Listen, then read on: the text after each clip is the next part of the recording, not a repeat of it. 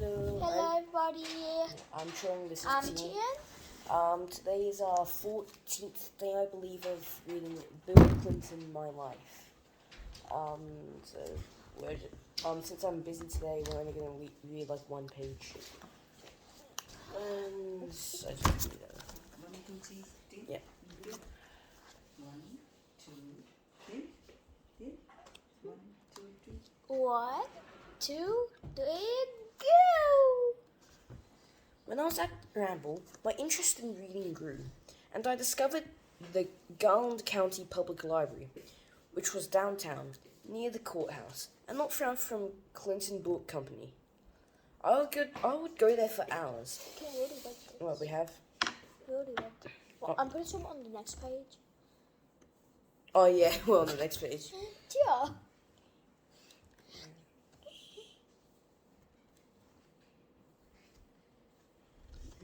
Sorry for the mix-up. We accidentally went over the exact same page we did last time. But now we're gonna get started. 3, 2, 1, yeah!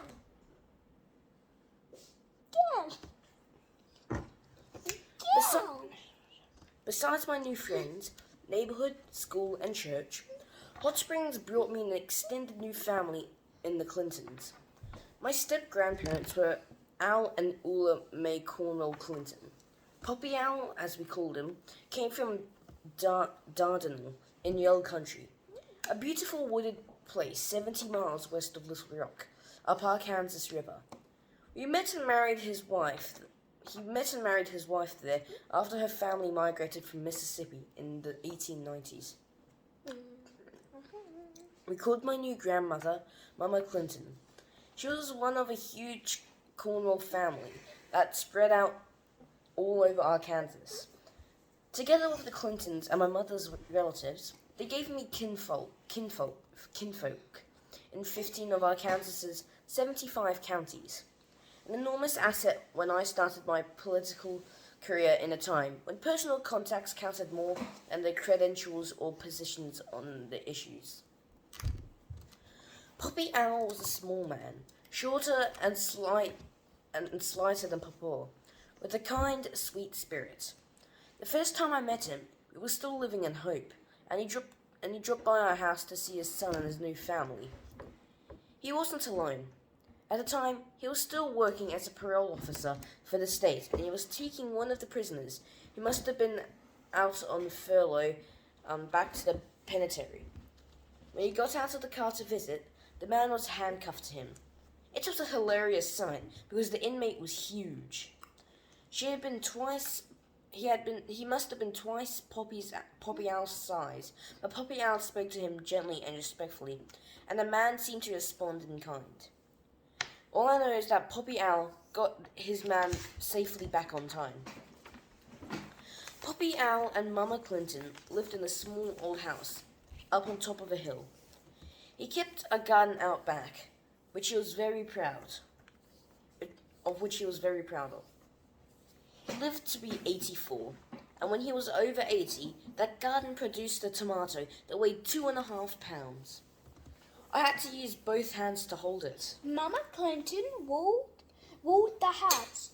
She was good to me, but she knew how to manipulate the men in her life. She always treated Daddy like the baby of the family who could do nothing wrong.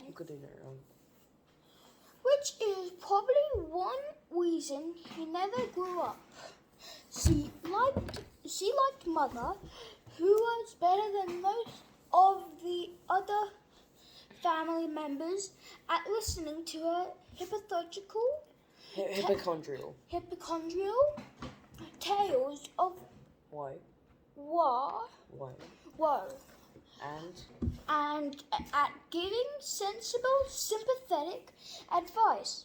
She lived to be 93. Poppy Owl and Mama Clinton produced 5 children, 1 girl and 4 boys. The girl, Aunt Hillary, was the second oldest child.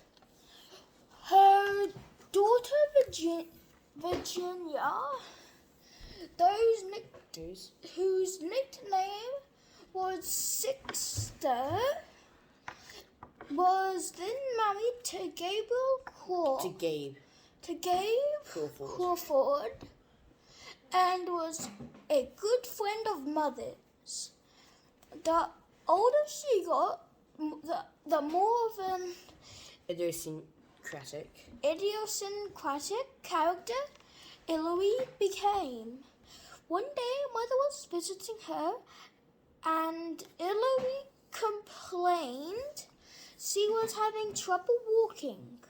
She lifted up her skirt, revealing a huge growth on the inside of her leg.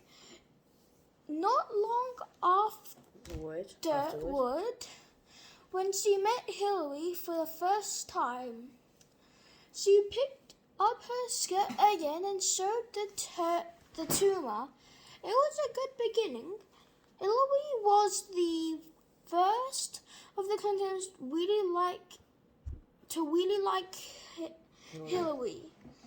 Mother finally convinced her to have the tumor removed. Huh? To have the tumor removed. To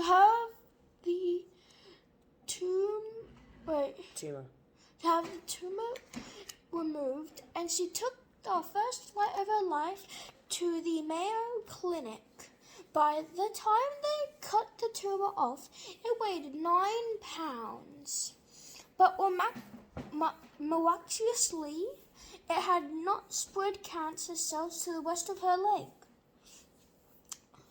I was told the clinic kept that amazing tumor for some time for study. When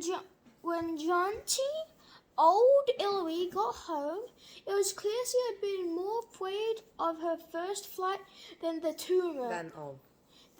tumor or the surgery. And that's going to be all for today, and we'll see you tomorrow. Bye-bye. Bye. Good night. See you tomorrow.